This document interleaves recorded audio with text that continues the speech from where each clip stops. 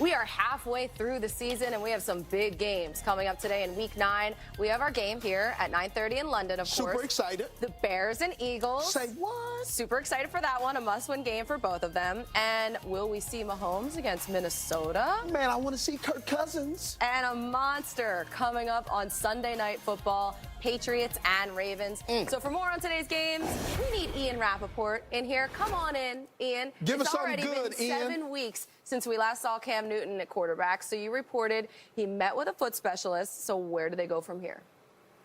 It's going to be a while until we see Cam Newton again. You're right. He did meet with Dr. Robert Anderson on Friday. My understanding is he was frustrated with how slow his foot was recovering. Of course, dealing with a Lisfranc injury, which has caused him to miss most of the season. From what I'm told, according to several sources, is that surgery was not the recommendation from Dr. Robert Anderson. Instead, it was rest, and Cam Newton is expected to need several weeks more of rest in order to get this foot healed properly. All of this leads us, guys, to a big decision that is coming after the weekend. Cam Newton is going to take the weekend to ponder what is next. On the table is injured reserve. That is certainly, from what I am told, a possibility, because the reason is, think of the timing. Let's say Cam misses a month or more, which is definitely in the realm of possibility. Is it realistic that he would come back in December and try to play? It's really not. We should know more on Monday. All right, so they could be without Cam for a while, obviously. What about the quarterback, though, position in Kansas City? I've read like 75 different things about Patrick Mahomes. I should have just texted you. What's the expectation for him today? You should have just texted me. But let me just tell you right now, since you did ask, Patrick Mahomes is not expected to be the starting quarterback for the Kansas City Chiefs today, which is really not a surprise, Colleen. It's just 2 weeks after he suffered a dislocated kneecap, was laying on the turf, writhing in pain. We wondered if his season was over.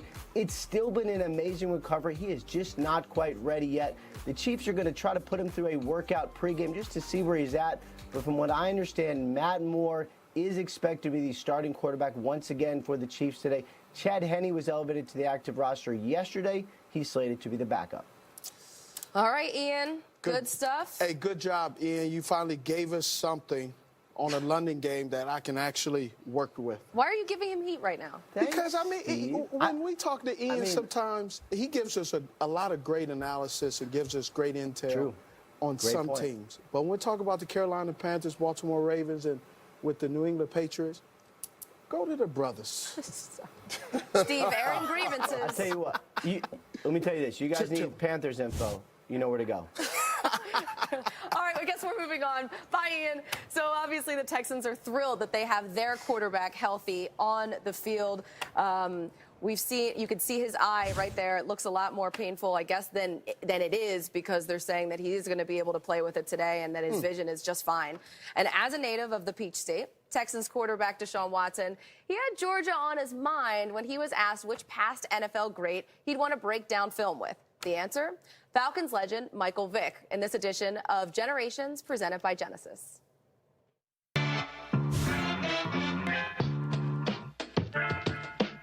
What's good? I'm Deshaun Watson, here with my man Vic.